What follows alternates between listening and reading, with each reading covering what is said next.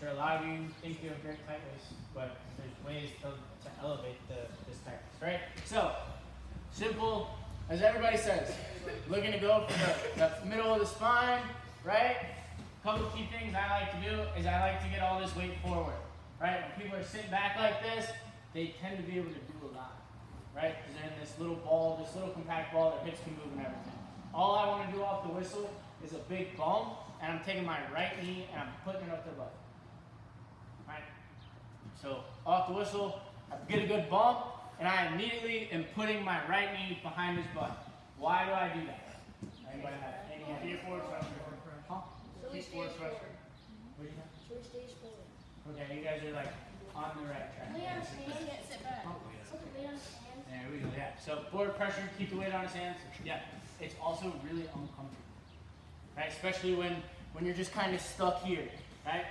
Now we start getting into our tight waist. All I want to do when I go tight waist, it's a deep, like, you kind of dip your shoulder, like, it's a quick, and then it's a cinch, right? Most people, where they get this wrong, is what they decide to do is they go, oh, I'm going to come up, and I'm going to, like, jump sides like this. And they, like, you start to alleviate a lot of this time, right? Something I found that works really well is I'm going to take my hips, and I'm going to follow with it. See how the difference I just got?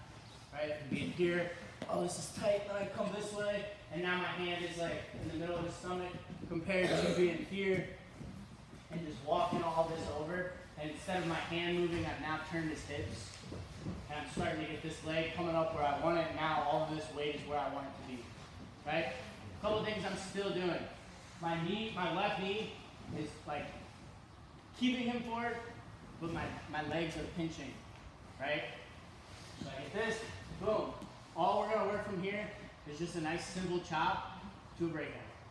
Right? Right now, we're just here. Bang, once we get this, we're tight.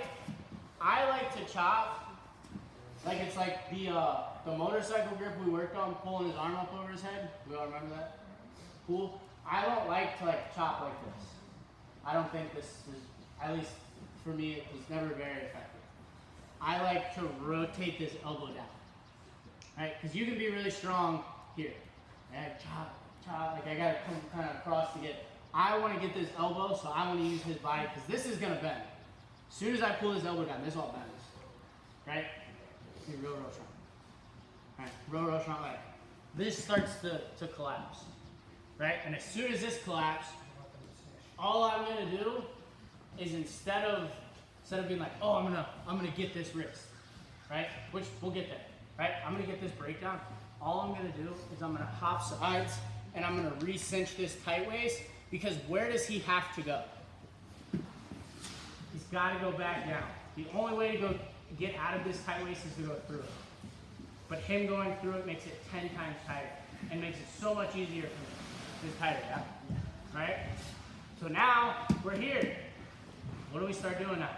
This is where we can start grabbing wrists. This is where we can start working a claw. This is where we can just like, I don't know if anybody saw my NCAA finals match. I won it because I had a tight waist. I literally sat on a tight waist for 2 minutes. And it was just pressure. Like just being here and being on this wrist, he starts building up. Like all I have to do and knock this wrist out. Now, we're in a good spot. I like to call this a little cheap tilt. Everybody's in freestyle Greco mode right now, right? Right, a handful of people are, right?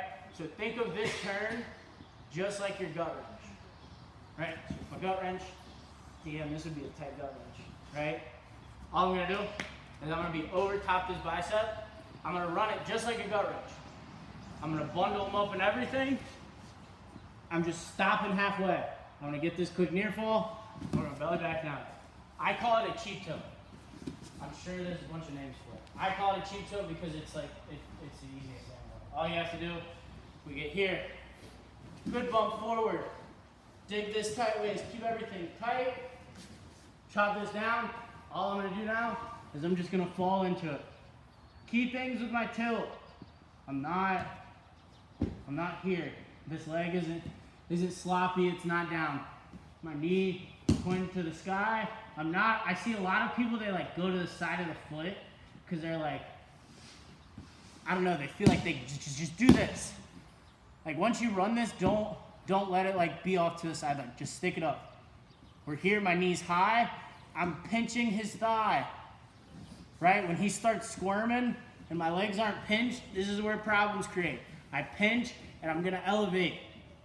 I constantly pinch here, right? Then we belly back down, right? Once we belly back down, I'm not just gonna be like, oh, I got my turn now, like alleviate this pressure. We gotta work into our brains. No, like once we get this turn and he turns back down, let's go get a wrist, right? And I want us to just work driving him back down, right? So, sorry, I kind of changed course on it. So we're gonna go cheek tilt. Once we belly back down, then we're gonna break him down, right? See a lot of people, they'll turn, right? This is great, awesome. Boom, they belly back down. All of a sudden this guy starts working back up, and now it's a dog fight of having to break him back down again, right? He starts getting out. This way, 1, 2, 3, I've turned him. We belly back down. Now I'm looking to hunt this wrist, and now I can go back to another turn because it's a new tilt, or I can just sit here and I can hold. And he's broken back down. He's flat. This wins a lot of wrestling matches, right? And it sucks for the bottom down. Any questions? What's up?